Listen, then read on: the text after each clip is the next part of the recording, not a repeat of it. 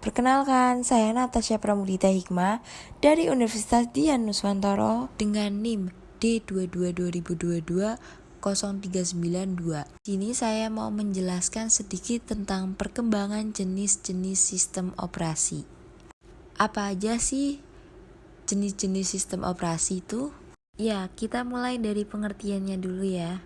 Operasi sistem adalah perangkat lunak yang bertugas untuk mengatur, mengendalikan perangkat keras, dan memberikan kemudahan untuk pemakaian dalam penggunaan komputer.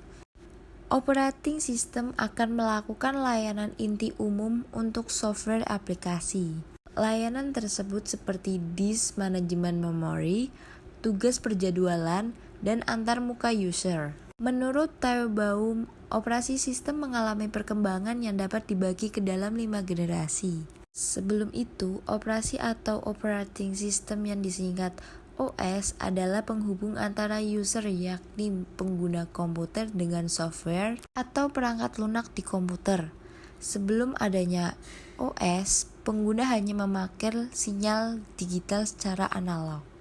Generasi awal tahun 1945 sampai 1555 merupakan perkembangan awal komputasi elektronik sebagai pengganti sistem komunikasi mekanik.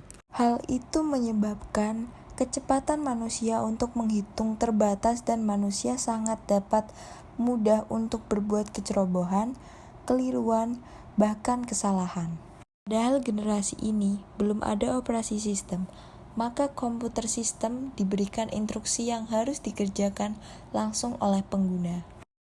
Generasi kedua tahun 1955 sampai 1965 perkenalkan batch processing system, yaitu job yang dikerjakan dalam satu rangkaian lalu dieksekusi secara berurutan. Generasi yang ketiga tahun 1965 sampai 1980. Operating system pada generasi ini dikembangkan untuk melayani banyak pemakai, di mana para pemakai berkomunikasi lewat terminal secara online ke komputer. Generasi keempat 1980 sampai 2000-an.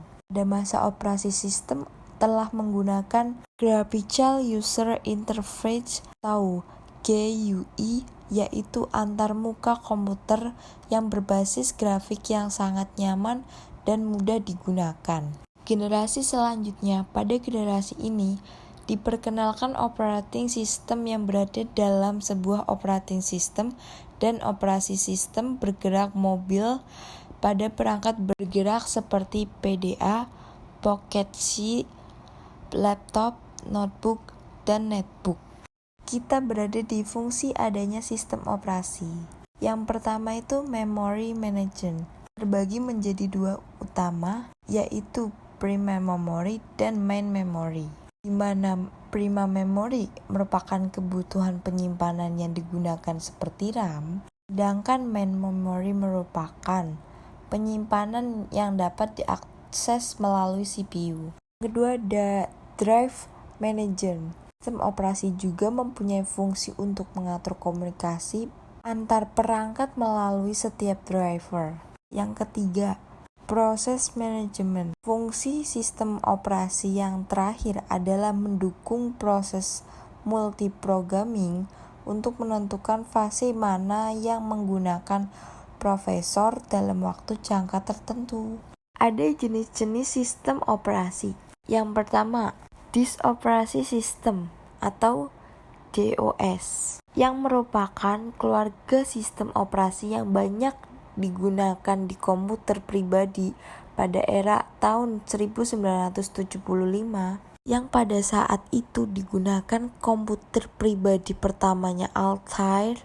Kedua ada Unix Operating System, merupakan OS yang diciptakan oleh Ken Thompson dan Dennis Ritchie, lalu dikembangkan oleh AT dan T.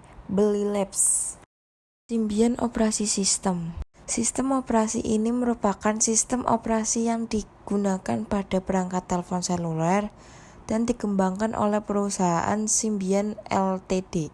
Symbian merupakan sebuah perusahaan independen hasil dari kolaborasi perusahaan telepon seluler pada masa itu, yakni Nokia, Ericsson, Motorola, dan Fusion.